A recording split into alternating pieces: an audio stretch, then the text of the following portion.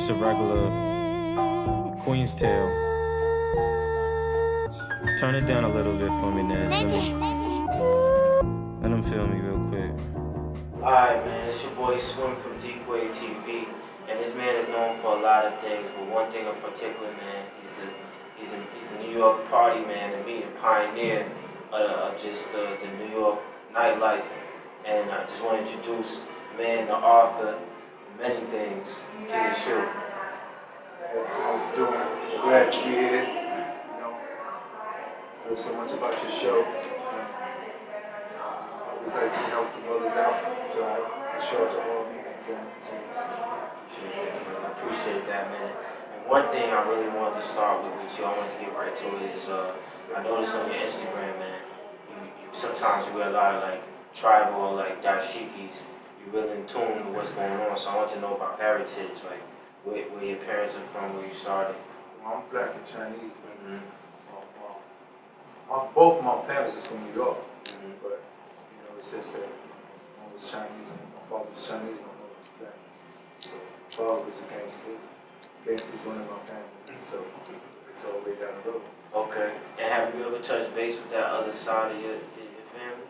Like as far as go over there or anything? Well, I guess when I was young, but a lot of them didn't really accept us because my mother was black. So, Orientals, they really into that. You gotta do your, your culture. Okay. So it's hard, but that thing don't bother me, I just do me. You just do your thing. So I'm sure they still, keep an eye on me, but I don't really talk to them. Okay. Of course, no one comes out starting to want to be in the streets. They see other men in their family or other friends do it. What did you want to be growing up? Like, what was your first initial? Well, I was in love with basketball at one time, so basketball was my thing. And then, you do things, and then you run into other avenues in life, and I had a crew. Everybody, like sniffing coke was back in the day was like smoking weed now. So everybody wanted to do it back in the day. So my whole group was doing that. So then, coke was worth some money, so we started robbing. We was robbing everybody, getting the coke, go to hang out at the Fever, Disco Fever back in the day, and it took me off my basketball goals after that. So I just wanted to hang out. What was the feeling that you got from the streets and hanging out and basically risking your life? Because that's what it is. I noticed a lot of kids with me growing up were scared to do. What's the difference? Like, what sets you apart? What sets those guys apart from saying, I could do this, like, I could risk it all and get big rewards and just, I'm good? There was a lack of fear from young, you knew you was a leader? Well, everybody's an individual, has their own, inside of how they feel about themselves and what they can do. But for some reason, everybody always wanted to follow me. So, when we first started, when we first was robbing people, we was following my cousin. But after that, after I went to jail the first time, I came home, everybody wanted to follow me. Because, I guess they feel I always had that aura or that leadership quality, so they want to do like I do. But I taught all my people to be leaders. I want nobody to be no followers. Because if that man goes off the cliff, you go with him. So everybody should want to be leaders out here, So that's what I teach. When you saw that you were able to lead a crew, did you have a lot of cooperation, or at first did you run into other alpha-minded dudes where it was like situations within your crew? Well, my team, we all grew up together, and the bosses that came affiliated with me was, we just cling to each other, Big D, D-Nice, Kevin Childs, there's a bunch of the lynch mob in the Bronx, the lynch mob in Manhattan, the ones that didn't tell, and Scooter and them from Brooklyn. There's a lot of dudes I could name that was all leaders, and we all just had fun together, we cling together. To this day, we all friends. Ice from Boy George K. Peter Bullock, Roman. This I could go through all day long, but everybody had their leadership qualities, and we never really, Mustafa, we never really overstepped our boundaries. We always was within the concept of family. So we treat each other like family. And I'm probably the only one that ever had a team with me from all rebels. Because a lot of times, you know, they on this stagnated thing where if you from Brooklyn, you only have the Brooklyn crew, if you from Manhattan, and I have people from all over. And that's what made it stronger, because if you violate one of us, the whole family's coming after you. So, you know, they had to, you know, relax when it comes to this. That goes in line with what I wanted to talk about also. I noticed in the Cavardo interview, you corrected him when he asked you, he said, where you from? And you said you don't like saying boroughs, you like to say you're from New York. From New York. Why do you feel like, wait a minute? Because the New York brother could go anywhere. If I say I'm from the Bronx, that means I can't go nowhere but the Bronx. I go anywhere. I go to Brooklyn, I go to Queens, I go to Staten Island, I go anywhere. You know, I got Italian friends in Staten Island. We go to them, shout out to them, they are strong dudes. Yakabelli. It's this, see, the whole thing is, it's not who you are, right? It's what you possess inside of you. So my name is strong, but they see how, you know, I'm a real dude. So real brothers get, you know, they get treated differently. Like when I was locked up and I go somewhere, you know, brothers come right out when they hear I'm there and, you know, hug me and talk to me, and even the young dudes I never met. So it's just the thing, you know, that you are blessed with. But if you say I'm from a borough, to me, you limiting your, and New York's the only one that do that. We are. Because they don't, nobody else do that crazy stuff. You're from New York. Now, if you ask me what part of New York, then I'm gonna say the Bronx. But other than that, basically I'm from New York. And I love New York. I love all the boroughs. I got friends in all boroughs, but you know, I'm not gonna narrow my, you know, comfort zone to say I'm only from the Bronx. No, I go everywhere. That's a beautiful perspective, man, from New York, because I don't hear that often. My generation, I'm a millennial, we are obsessed with y'all generation. I get it all the time in the culture where we repeat a lot of the styles, the 8-ball jackets, the Pelés, the leathers that came out in the early 2000s when I was in high school. Most of the guys that was outside was wearing them. It reflected a lot of the pictures y'all had. Why do you think that obsession is there from my generation to yours? What is that nostalgic? Why do we want to go back to that, the 90s? How was the 90s? I mean, I was in there, so I guess, you know, you go say, people would say the 70s was the best. I mean, I seen something on the post the other day that said the 70s was the best. But, you know, that's why I didn't whine or cry or stressed out when I was away doing that 21 years, because I had so much fun from 88 to 95, I couldn't complain.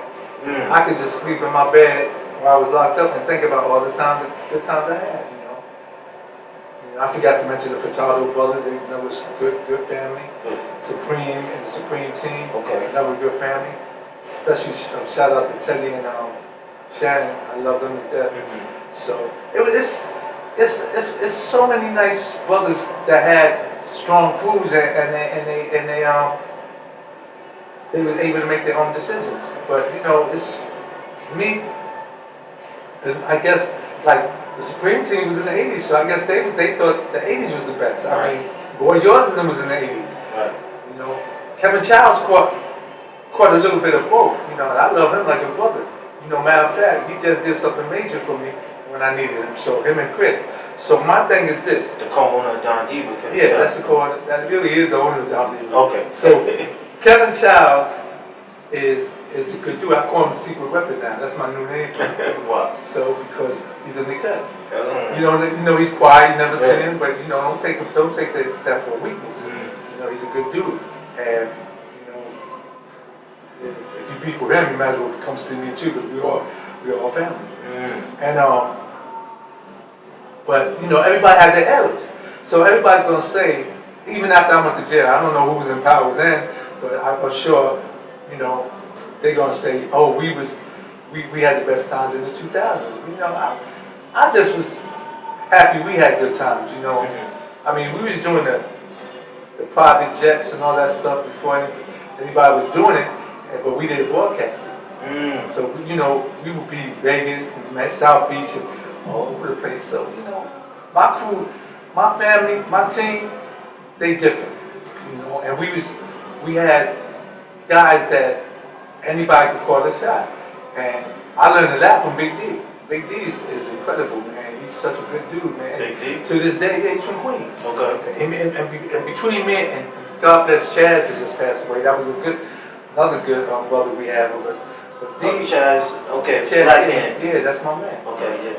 You know, I cried for the whole day when he passed. God rest his Because I had just talked to him. You know, I had just talked to him like 2 days before. He was telling me he wasn't feeling good. But we all have fun, man. I mean, even when we didn't travel together, we would meet and run into each other at the same spot. So that was crazy. So, you know, I might say, you know, I'm going to Vegas, and he might show up there. The rest of them might show up there.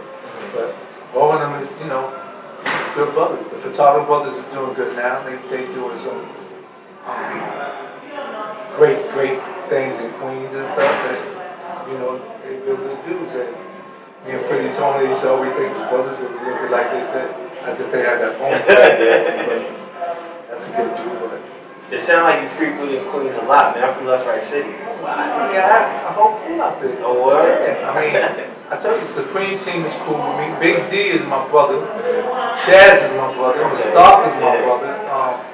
The Furtado brothers is my brothers. Yeah. So, you know, at one time this clown had a little thing going on with them. You know, and they thought it was going to escalate. So he says my name, like I'm running with him. So my last called me and said, yo, shit, you running with this clown? I said, come on, man, you know I'm running. And matter of fact, if push comes to shove, you know who I'm gonna be with. Yeah, man. So, you know, we laughed about it, but we don't never go against each other. We work together. So all them brothers is family to me. So I mean, there's probably people I left out, but because you know my mind. I be having so much on my mind with this movie stuff and this case now. So my thing is this, but deep down inside they all know I love them. You know? Right. So that's it. That's what's up. The thing we most stand for is never telling nobody. So that's why I got this shirt on Death Before Dishonor. Because snitching is illegal in what we deal with. So my whole 10% of the brothers that's around me, we don't believe in that. We don't search that. We don't do this rap level stuff like these other dudes who get in positions. I probably could have been at a movie deal if I would have been a rap lover. Not a rap lover, because the raps is the ones that tell on somebody they should be treated bad when they come home, but they're not treated bad.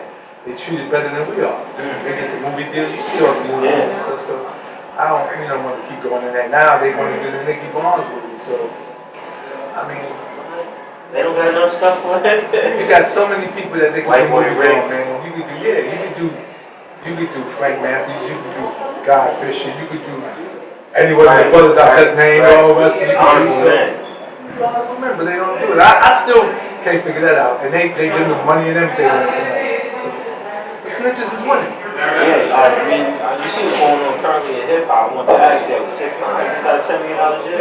But you know, 6ix9ine, he's just one of the snitches. There's a whole bunch of snitches in that job. In that case, I looked it up. No, not even in the case. That's outside the case and criticizing them. They snitches. I just laugh because I get tired of saying that this dude's a snitch and people still socialize with him. So I just leave it alone for the time being. But the whole thing is, you know, as long as they don't come around me, because they know that's a violation, they can't come around me. But you got one rapper, you saw about 6ix9ine, he can't be around 6ix9ine because he's a snitch, but he got snitches in his cycle. So, I mean, what can it do to you? So, we know, as long as the 10% know, we know what's going on. So, we don't deal with dudes like that. You will never see one of them dudes I just named with snitches around. You will never see that. It's forbidden. It's a forbidden thing to us. So now that we're touching on hip hop, man, I wanted to ask you, but I also remember your incarceration time. Now, when did your incarceration period start? 95. Okay, so what I was going to ask is, where were you during the East Coast, West Coast? I was like 6, It was just 7. coming when I was going in. That's it. You know, because between Eric B and Big D and all them, they was supposed to do the East Coast Death Row thing as with Big D was coming, but I was already locked up with Suge Knight and them. Because at the time, but you know, I had to leave, so, you know, so I wasn't there for none of that. But I would have been a part of it, but I wasn't there. What was the culture like in jail? Was there kind of was New Yorkers? Where were you? Rikers, where were you at the time? I was in the feds. You was up top. I was in the federal system. Okay. So you know, I mean, I get along with everybody. Anybody that ain't a rat, I'm cool with. Okay. So I had West Coast people with me. I still got West Coast friends. I got Midwest people. I got South people. I got, you know, Southwest. I got anybody that ain't a vet. We was chilling. I didn't have fun with all of them. So you didn't take sides? No, never. As long as you ain't, as long as you not a vet, I'm on your side. That's the only side I'm on. So, I mean, one time it was like, I think about 400 people get ready to go to war against each other. I believe it was mostly DC and mostly New York people. And I came out there with my little crew, and you know, both niggas was hot. The DC nigga was hot and the New York nigga was hot. I said, man, any of y'all take sides with either one of them, man, don't mess with me no more. You know, I broke out, and everybody realized they broke out because it ain't about geographic no more. It's about who you are, what you represent. Right. And if you're a real man, you deserve real man status. You deserve to get that honorable status. You don't deserve to be caught up in any nonsense. You know? Right. So that's basically what it is. And I know you had your hand in the streets, but I feel like, well, reading your story, legit money started when it got into the party promotion industry with your friends. You know, the party thing was like, when you read the book, that was pushed on me from my team because they got tired of making money and not going anywhere, so they wanted to go places. So we had to, you know, adjust because I want to make them happy too because they was working hard. So, you know, I make sure we had parties so they fly in, get their weekend off, and then fly back. You know, so that's how we had to do it. And of course you kept it going because you liked it, but like I'm asking you first, did you really like it? Was there anything that pissed you off about it that you made coming home at certain times? Nah, it was sweet because, you know, we didn't have to go chase the girls. The girls come straight to us. So, you know, I was getting a lot of girls coming at me and stuff, and when they found out who I was, and, you know, some girls were saying, you know, I heard them saying that this guy's green, that guy's green, and I came out the bed, they see me, they started laughing. I said, how green am I? They said, you real green. That means you're getting money. So, you know, it was something we had fun doing. So it became like another avenue for me. And, you know, down the road, I was probably just gonna open up a club. You know, everything went to boom, and I felt like it's another club. Okay. And speaking of the ladies, man, I was saying, you know, from a brother coming from Queens, same way you get down. How was it like just Madonna being in the whole space? That was one part of your story that stuck out to me. Like, dang, I don't even know if she was interested in guys like, from the town. You know what I mean, man? Like, she's you know, I mean, everybody thinks it was a big thing, man, but that was nothing to me. You know, she's nothing. You know, I don't respect her. You know, she had a part to play in me getting that 21 years I did. So I don't, you know, have no love for her. But you know, God's gonna deal with her. Right. And the whole thing is, you know, I'll put it this way: I would never go to dinner with her. You know, so. But we had some good times when we was messing with each other. But she's you know, she did some clown stuff. So right. you know, I pray every day God avenges what happened with me and her, takes care of me. I hear that. So what's next, man? You have another book in the works aside from? I write screenplays, man. So okay. I just finished doing the screenplay, a trailer for one called Sexual Preference. I got one. Sexual Preference is about a serial rapist killer, and that's been done before, but it's a female doing it. So through the whole movie, they gonna think it's a man. So it's, you know, all my stuff is crossover. I got Forbidden Love, which is a Chinese gangster joint. I got the Peter Shue story that everybody wants to be in. Right. They love that joint. And matter of fact, we got people negotiating for deals for us right now. I got One Men Die For. That's gonna be better than Scarface. I got one one called Spell I just came up with. I got one called Choices. I got one called First Come First Serve. There's so many screenplays I get. I'm just waiting for them to give me the deal I want, and then you're gonna see a whole bunch of movies coming up. Okay, and how is it kind of getting things off? Like, I even had a book in mind. Being independent and writing screenplays, is it harder when corporations don't rock with you? Like, if you get a no, are you stopping? No, you never stop, but we published our book ourselves. Mm-hmm. While I was in the way my cousin did it, Good. I should have had him come over here today, but Okay. he messed his car up. So my thing is this, we do, us. I don't never let nobody start my show. But what it is, it's easy if you have a plug. But see, most of the plugs, you have the rats involved. So the rats is blocking from real dudes getting in there. So they'll tell dudes, they'll lie to the producers, they'll lie to the directors, they'll do anything to block it. It's like, even when, going back to the day, dudes used to do that when it comes to getting a piece of ads. Because they used to like, yo, that nigga got a bunch of girls, that nigga got AIDS, that nigga, just, corny shit. I never was doing all that. Listen, if I'm talking to a girl, and she mentions your name, right, or I mess with Swim, I'm gonna say, all right, I don't want to talk about him, I'm talking about me and you, what we gonna do? You try to do something like that. But if she say, continue to talk your name, I'm gonna shut it down because I ain't got nothing to do with you. Right. You know what I'm saying? My thing is this, because I used to get mad when dudes do that, and then I perform them, and then, they like bitches. They be like, oh, I didn't say that. She's not. So I got tired of that too. So I said, all right, I'm not even gonna go there no more. You want to be a coward? You can't get a girl on your own without having to shoot daggers, and then to be live on another nigga. You're a coward. Right. So my crew never did that. Everybody I just mentioned can get girls on their name. They don't need to do the corny stuff. There's a lot of that. Yeah, and if I talk to a girl that one of my people talking to, I back up because I don't even want her to think that she can have both of us. Because that's like a Jew to have, we all kings, and for her to have two kings, nah, we ain't playing space. Puts the value down. You know what I'm saying? Right. So my thing is, I try to limit all the bullshit. See, that's when you grow up. That's when like these guys killing the girls and killing guys over a girl. That's corny. I would never do that. My girl want you? Okay, good. You can have it. That's money coming out my pocket. I got somebody on the side anyway. So these dudes, young dudes coming up now, somebody, I don't know who's teaching them or how they learning, but a lot of stuff they doing is kind of backwards.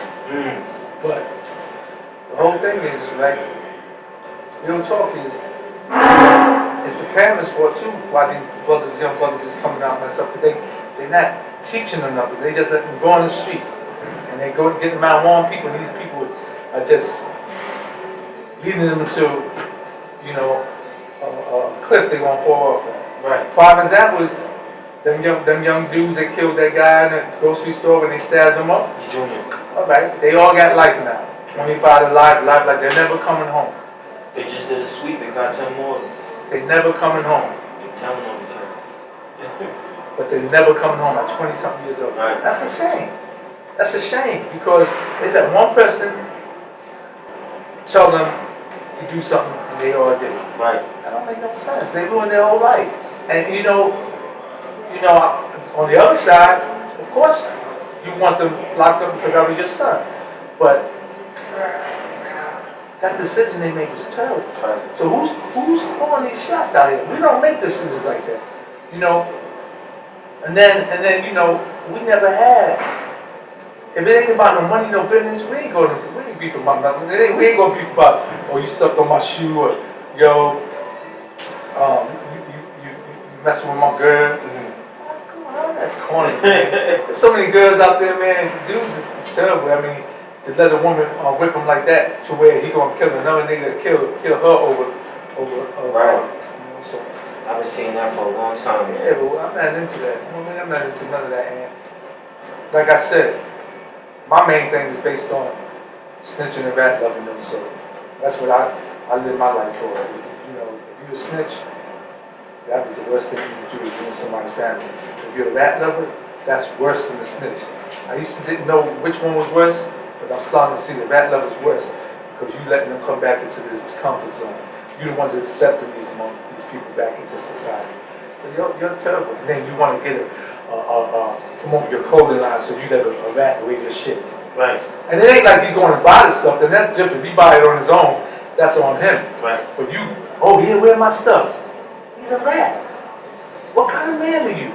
But then I realized too, so a lot of these dudes that was in the system, they didn't do a lot of time. So they wasn't tested. So they might have became rats too. See what I'm saying? Because these dudes is doing this rat level stuff that was in the federal system with us, they only did 5 years, 6 years, 7.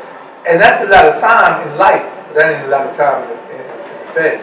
And you do that type of time and you come home and you start kissing rats' asses and having wearing your stuff, you're a corny dude, man.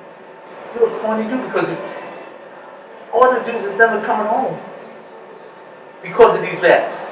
Every time I close my eyes, I picture all the good brothers that was with me that's never coming home. I was going to ask you, what's the change you see now in 2019 New York compared to New York when it was, you know? Too many followers. Leaders. Man. All these dudes is followers. Down to the style, When everything. they cling to somebody.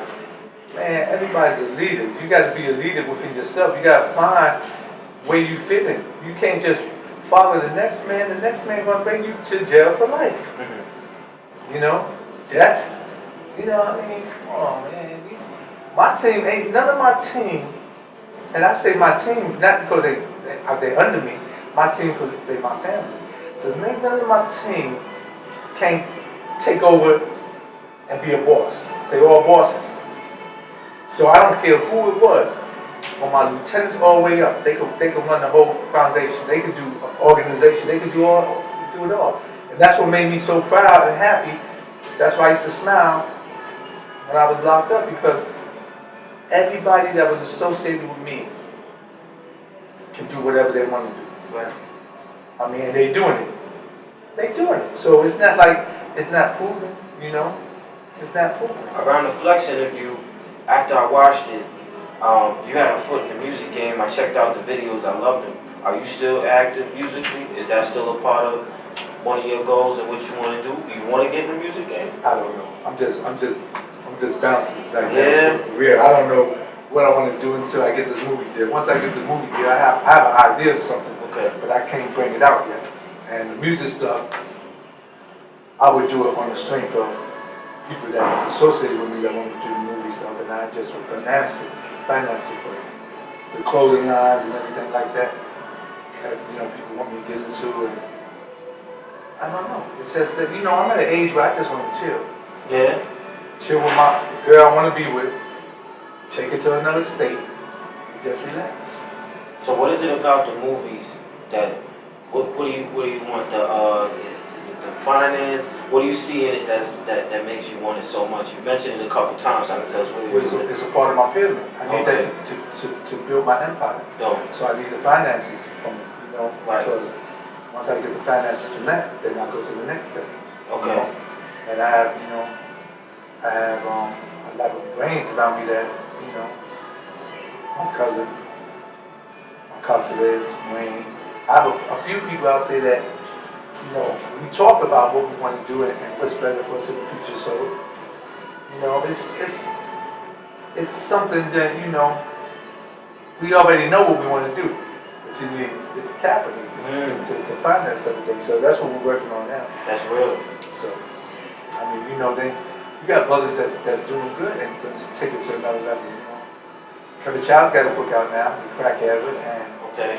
I'm sure he's going to get a movie on it, because Kevin's in that. I missed The Crack Ever. I didn't miss The Crack Ever. I missed the name beginning. you mentioned with it. Nah, that's the beginning though. Okay, the See, beginning. Kevin on them was there, Big D on them was there, but I wasn't there. I was locked up, 84 to 88.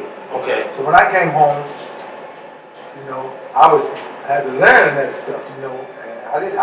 And my man gave me a key of coke, and I tried to cook it, messed the whole thing up. Oh man. So, I finally got back with it, so we laugh about that. Stuff to work.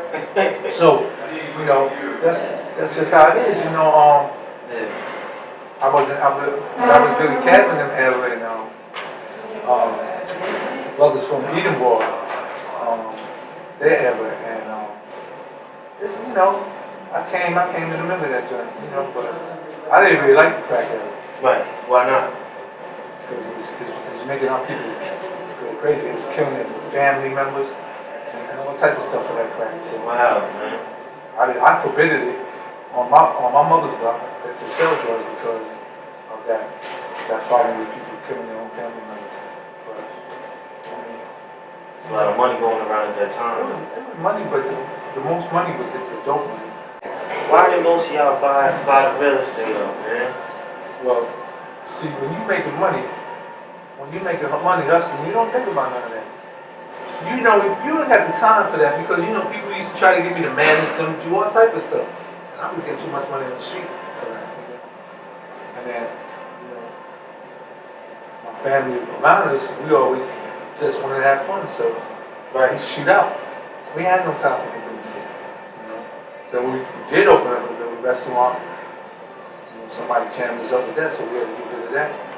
But the whole thing is, it's hard to, when you get 100,000, 200,000, maybe $1 million a day, to change your life to get a business. You ain't even thinking about that. Right. Every time you turn up, you got all this money coming in your crib. You ain't thinking about that. Right. And to this day, I don't tell brothers what to do because I be a hypocrite. I don't tell them don't hustle. I tell them I wouldn't advise you to hustle because of the way the laws is, the way all these people snitching. But the only thing, again, goes back to my first thing. No matter what you do, and I tell my kids this too. I don't care what you do, that's on you. You better never tell them about it because that's when I draw the line. That's when I will never deal with you again. That's anybody. So You really stand on that, man. of course. I can't be a hypocrite because I can't be a rat lover. But choose. You got the rats that choose. Oh, I'm gonna mess with him because he could do something for me, but he's a rat. Right. But I ain't gonna mess with this rat. I mean, what are you doing? So it's a process. Your mind has to be strong. You can't be like, because I'm chasing the dollar, I need this dude. Nah, you don't need him. I notice in a lot of crafts and in business, and even when I watch YouTubes with dudes, I'm not gonna say any names, hosts, talk shows, there's a lack of integrity with content, and just a lot of people just don't stand on anything. So what I get from you is you have principles. That's all we have. Our names. I'm never going to grade my name. Right. And a lot of some of these shows don't put me on their shows because they know I'm gonna open up on them to where they will be challenged. Some of the things they do on their shows. So, I mean, it was, when I went on the Flex show, it was only supposed to be for an hour. We ended up doing 3 hours because it got deep. Right. But, Seen that. I went for Mike Rappaport, interviewed me, and a few other people, but Breakfast Club, they feel I'm too, I guess too, I don't know what they want to say, but to be on this show, because they're Controversial.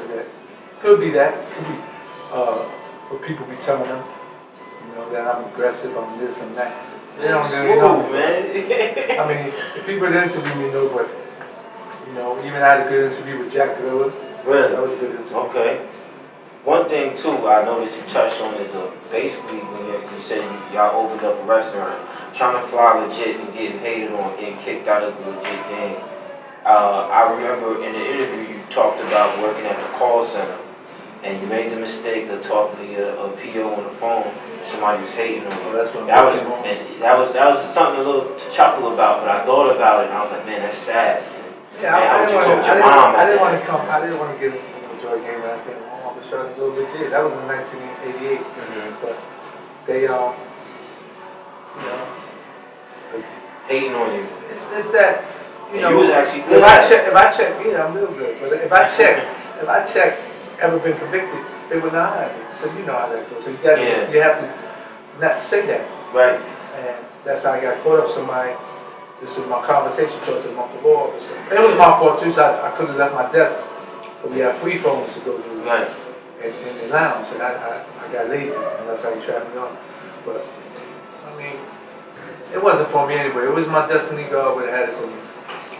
Who do you, if you were able to work there and be successful, who do you think you would be? You think you would be who you are now, as far as known, and got the books, independent? I would have been working class. I would have been. I mean, shit, I probably had 88 to 9. I mean, yeah. So I would have been a supervisor or manager or something. You know, but I still have friends that stayed in there. They became supervisor, manager, got retired. Think you would have did 100 interviews? No. But you know, I might have gotten into something else, but it would have been legal. Everything would have been legal. Right. You know, the whole thing is when the Peter Shue story comes out, it's gonna be something everybody gonna want to see because you know they did Snowfall. I like Snowfall. You do. Yeah, that was supposed to be about Big Boss. And what I get for the call center basically falls under the word misunderstanding. So what I want to ask is, what's the most misunderstood part about Peter Shue you feel like is misunderstood about you? I guess some people think I'm cruel and cold-hearted and stuff like that, and that's not really true. I deal with a person how they're supposed to be dealt with. If they doing what they're supposed to, they're respectful, then I'm gonna respect them. If they're not respectful towards me or my peoples, then you know you put that on yourself. So just like a woman ain't supposed to be touched, you don't hit a woman, but if a woman hits you, you hit her back. She ain't supposed to touch you. Woman slaps you, you supposed to just take that? No. See that domestic violence go both ways. So you know, and then they be like, well, the woman hits you hit harder than the woman. Yeah, but that if you slap them both. They slap you, you slap them. I mean, you know, but the whole thing is, I don't sanction none of that. It shouldn't be done no way, no how. So, but you know, I'm real. I just can't see myself being something that I'm not. So I walk the straight line. If you don't cross that line, then you're right.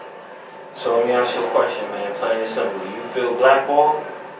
Of course, the snitches is definitely stopping me from making progress. I don't care. You know, if it don't happen, it don't happen. But you know, a lot of people rooting for me too. It happens. So, and they're praying for me. And like I said, God has the final answer. Right. So that's how it is. Did you grow up with both parents? Yeah. So where would you say? Because I see you as just a resilient dude. I've been watching and studying and looking at certain things with you. You really are like you a solid guy, man, for going through what you went through. Where do you get that from?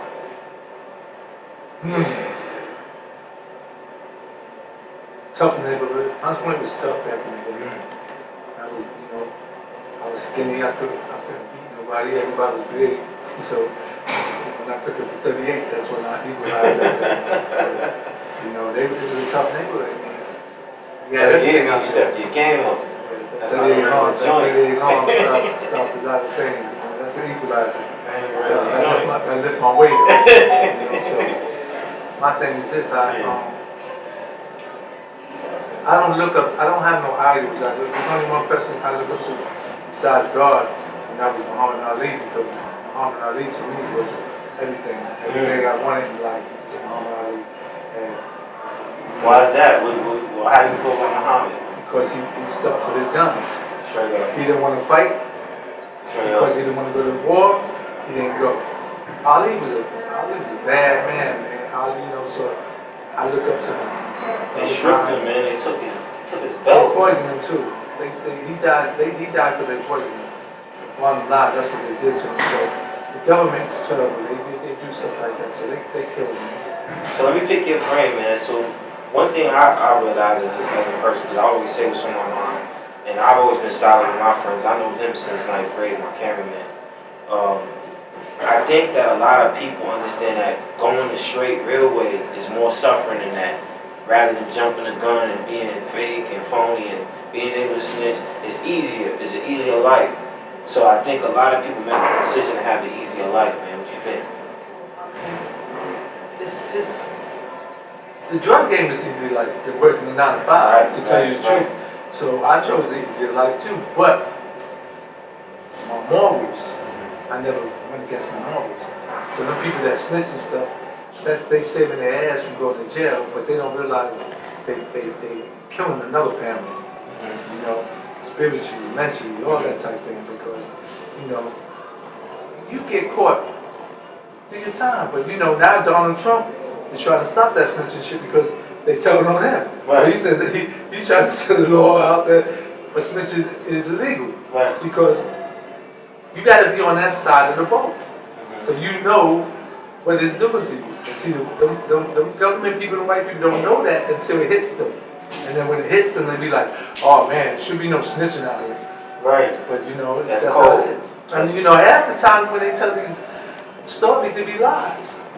But they'll exaggerate. You talk to 10 different snitches on your case, and they'll go from 1 key to 200 keys. You know what I'm saying? So, I mean, it's just what you go through. You know, it's what you go through. But the bottom line is, with me, it's the worst thing you could do in life. You get a name piece, so my name means everything to me. One of my sons has my name. My other son has my last name. My daughter has my name. They would never have to, somebody come to them, look them in the eye and say, your father's a snitch. He's a piece of shit. They can never have that done to them. But how do you think you put your kids in a position for that to happen to them? You're a snitch, so it's terrible. But my thing is, I just want everybody around me to have a good name. Like the names I named earlier, they all good names. Solid names. Special names. You know, they're on certain plateaus. If we had a gangster Hall of Fame, all them dudes would be in it. Really? But if you have and I didn't even talk about the dudes I named all over the United States because it's more. But if you have a snitch Hall of Fame, ain't none of them want to put their name up there. But we can put our names up in the Hall of Fame. So Somebody should start that, man. that would be real. You know, but then that because the rap lovers is hanging with these dudes. So I still don't understand that part. Are you scared? If you scared, get a dog. I mean, what are you scared of? This nigga doing something to you? Because he's a snitch? I would be more scared of the real niggas than the snitches. Right. So I don't know what's going on with this. So it's a trend that people are caught up in. Rap loving. I don't know, man. One thing I noticed is a lot of street dudes, when they get incarcerated, they start to get in the literature and they come out with a book. Donald Goins, you know, he was a pimp out in the streets. Yeah, man. So when you were incarcerated, as a young dude, was you like, yo, I'm gonna write a book. I got a memoir. Were you writing stuff? I wasn't young. I was 30-something years old when I went. I'm 29. I'm in December, man. Yeah, but when I went, you know, I wasn't thinking about no books. But then I met this guy, George Jones, who wrote the movie Blow. But I found out he was a rat, so I couldn't mess with him. But he taught me the particulars how to write the screenplay. So I learned to write the screenplay, and then I said, I wonder if I could write a book. Because my cousin kept pushing me to write the book. And so I wrote the book, and they edited it, and we put it out there. But screenplays is easy to write. Really? I could probably write the screenplays in 2 weeks. Take me 2 weeks to write a screenplay. So. And I want to go more into this book, man. What was your favorite part about writing this book here, man? The Life of the Party, the Peter Shue story. What was your favorite part about it? I mean, when I had a party and I started envisioning all the real dudes there, even though they wasn't all at this party, this is how I wanted it. So I started closing my eyes and thinking about, Kevin Childs, Ice, the Tyler Brothers, Lynch Mob, Big D and all of my crew, Big D, Mustafa, Big D, Nice, you know, even the ones that we really didn't get along at times, but they still real dudes that can tell they was at the party. You know, or my man Scooter, I can't forget him. You know, they was all at the party. Scooter's a funny dude too. You know, so then I had the other dudes from other towns. They was at this party, so it made me vision. Wow, that would be a hell of a party. I could pull it off. Right. Because all of them was there, but that was the best part of the book to me. I mean, people read it and they had their own good parts that they liked and the sad part that, that made you cry. And, Right. So that was the best part when I put that party and sitting in there. Well, I know you can't just do one, man. What's the next? What would be the title for the next book for Mr. Peter Shue? What would be the title? Well, I don't know because they talking about making a TV series. So we do that, then it stops on my plans because I was going to do.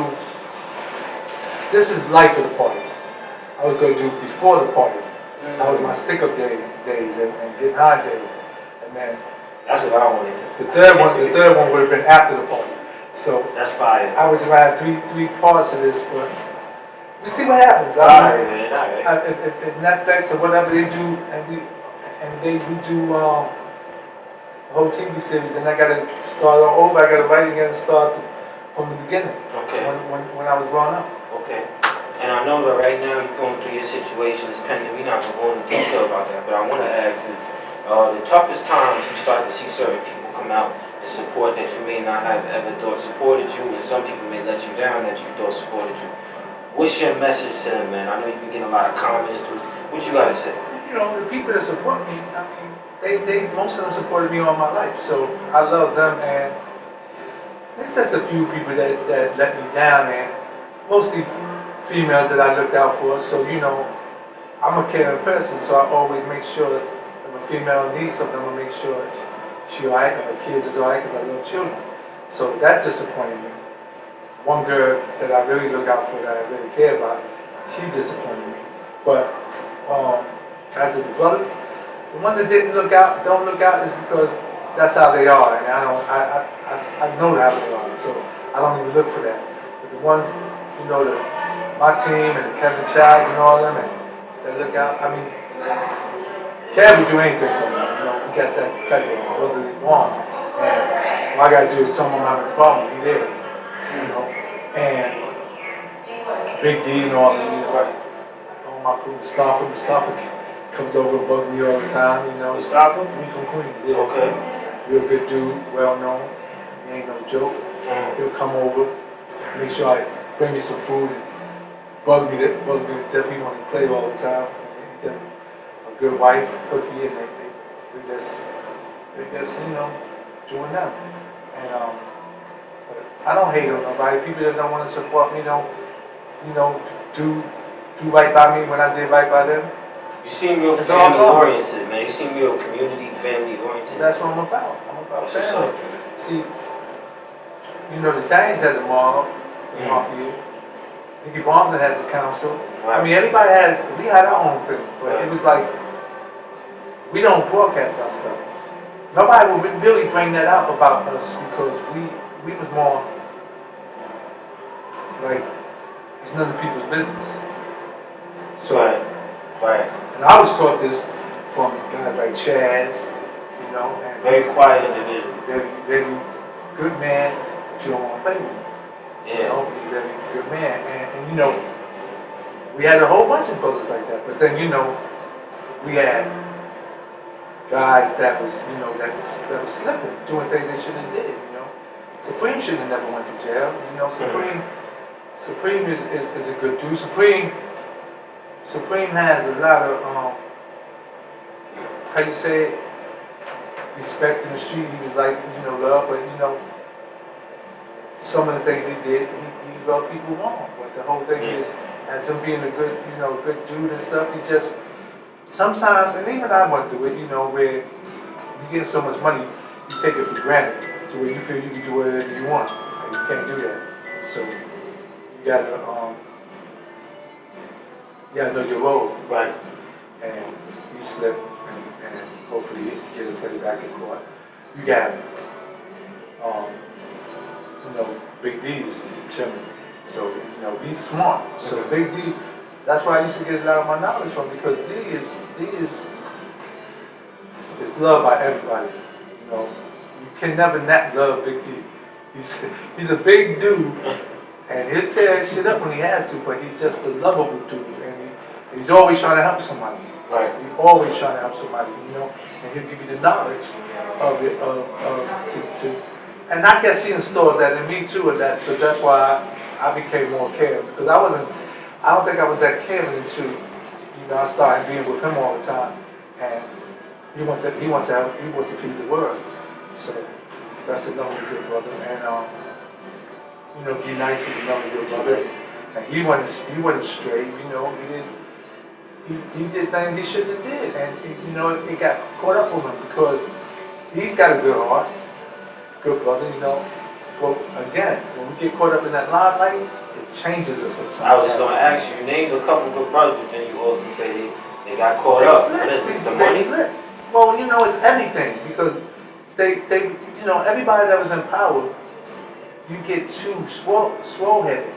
And I believe I went through it, Preem went through it, Dice went through it, but certain dudes still had the mental capacity to know, okay, I got it, I can't do so much. Because, we had got to the point where some of us didn't fear that we could get arrested, didn't fear the police, didn't care, we didn't care about that. So we all had that, and I got caught up in that too, but I feel, I only touch money. So they can't mess with me, but no. I'm trying to understand though, like what part of the game, in your opinion, took the biggest pull on you towards the darkness? Was it the women? What had the biggest pull on you? Or what you would see your friends maybe similar? What was the biggest pull on y'all from that era, man? To pull us into darkness how? Because y'all had everything at y'all disposal. What was the biggest pull on you when you would say, man, it's getting spooky, but going right back?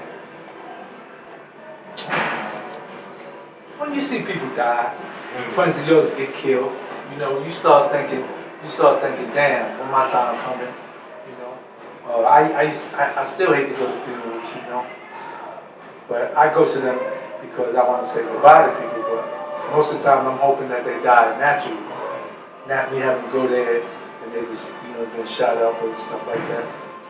But it wasn't a fear, but it was like, I hope I don't get shot up like that. I mean, if you see a person shot up like that, certain incidents where they got their head blown off or whatever, you don't want to see, you don't want to be in that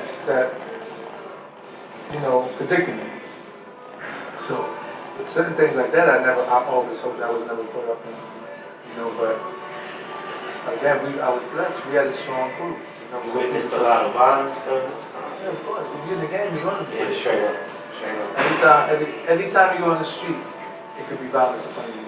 That's why if somebody shot in front of me, I don't panic and nothing. I don't run. I don't think none of us do. None of my people. I never seen none of us run. If somebody's praying hard, we might duck, but we ain't running. That's when you get hit. So let me ask you, do you think, to jump on that, do you think it's a myth when people say they got PTSD from the streets, or is that a real thing? I don't know. It's an individual. I never had no PTSD. You don't have any, you don't feel any trauma? Nah. That's cold. I don't act like it can't happen. So, if you know that it can happen, then you be prepared. See, right. Preparation is the biggest thing right now. You have to be prepared that anything can happen in life. Like when they knocked my door a few weeks ago, I used to see that shit on TV. That was bad to me, but watching Paving Forward, my favorite character was Ace, because I felt like he was a leader, he was organized. When Mr. Childs addressed the fact that some paperwork might have been out that had so-and-so name on it from that town, being, AZ. yeah. I was like, wow, that's crazy, man. I never saw it that way. But he said what he said. 2,000 of them people was vets. The only one that wasn't no vet was Bitch Porter. Wow. And good dude. I know some of his family members, so good dude. But I mean, real story was when I first came home, they had a celebrity basketball game at the Gaucho gym, and they wanted me to coach. So when I was going to go coach, I found out that AZ was going to be speaking at the joint. So I told him, nah, I ain't coming down there. So when I told him why, they kicked him out so I can come and coach. Because I don't go nowhere with masses at. I mean, If I know they're gonna be there, I'm not going. You know, I'm not going because I don't want them around me. They smell funny. They smell like rats. I don't want no rats around. So how did you feel when Pay the Fool came out? And you know the whole New York, that's a movie. Like, how did you? That's not my movie. Okay. It's never gonna be that movie. Yeah. Sammy the Bull, that was not my movie. Shut up. Frank Lucas, that's not my movie. Wait. None of them is my movie.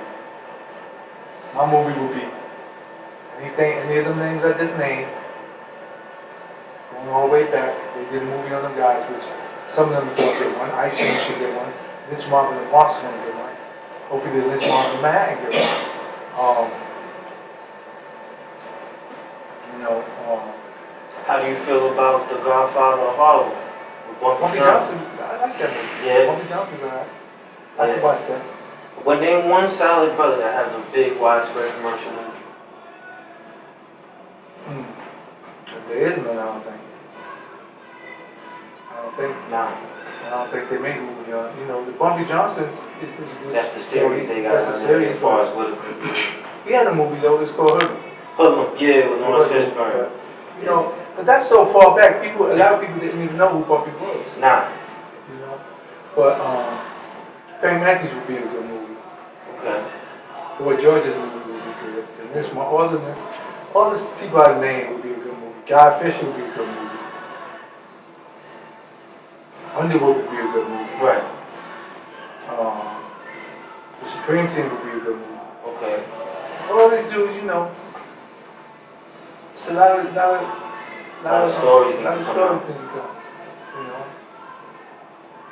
So let me ask you, man. So just to like end it all, man. What's next for Peter Shue? I don't know. I did go as a guy. I got the case. I got the fighting. I got the movie deals I'm waiting on. Okay. I got other projects I'm trying to do.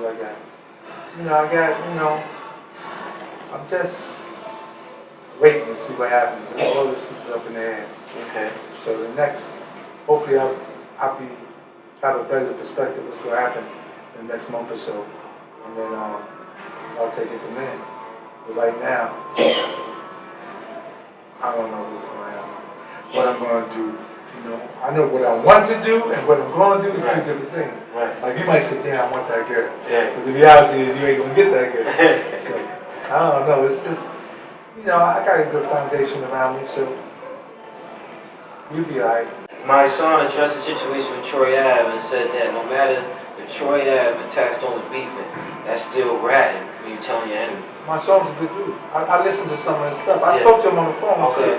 So I lost his phone number because they took all my numbers. But he's a nice brother. You know, I mean, I guess he's still learning too, but he's preaching some good stuff. Okay. So he's you know, there's a few dudes out there preaching some good stuff, but you know, is it going to go one ear and out the other for somebody? Right. You know? Right. You know, and I shout out to all the brothers that you know that got love with me, like you know, Jada Kiss and Nines is real close. Word. They good dudes. They always what's up, man. They see me. They always hug me. And, you know, give me love. LL is a good dude. I'm proud of his success. You know, there's a lot of dudes. Mike Tyson, love the brother. Great.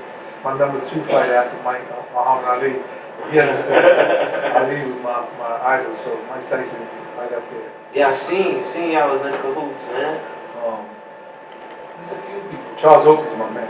What? When I did my first bid, he made sure I was like, that's what's up. and anytime I need something, I hope he would send it to me.